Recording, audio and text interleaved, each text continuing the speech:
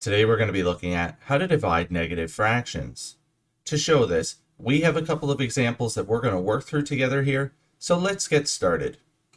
For question number 1, we're being asked to divide negative 2/5 by 3/7. So just like when we're dividing positive fractions, we're going to divide these negative fractions by multiplying by the reciprocal.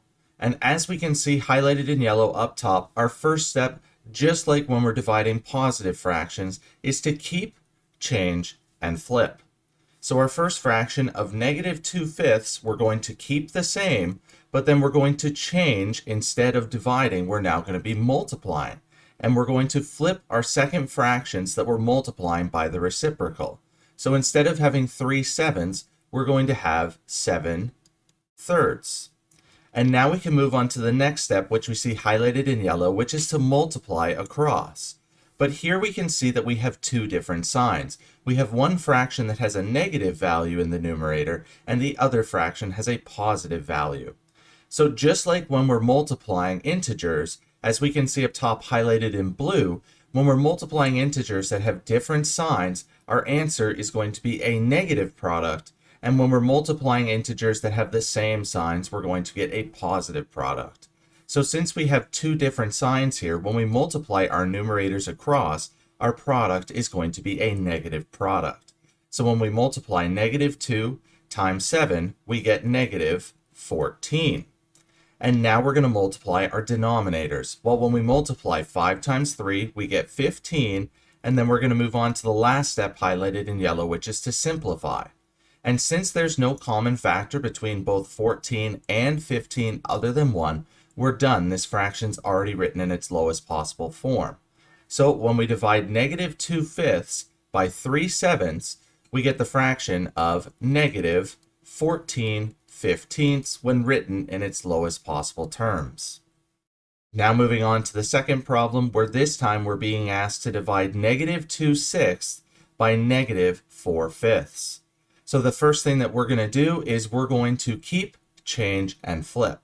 So for the first fraction, we're going to keep our negative 2/6 as negative 2/6.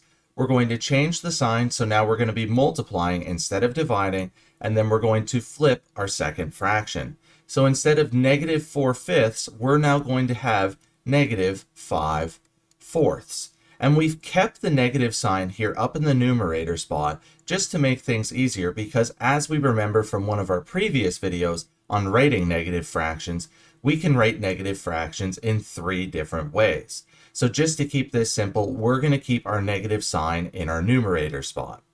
And now we're ready to start multiplying across. And since this time we have two of the same signs, we know that our answer is going to be a positive product. So when we multiply negative 2 times negative 5, we get the product of 10.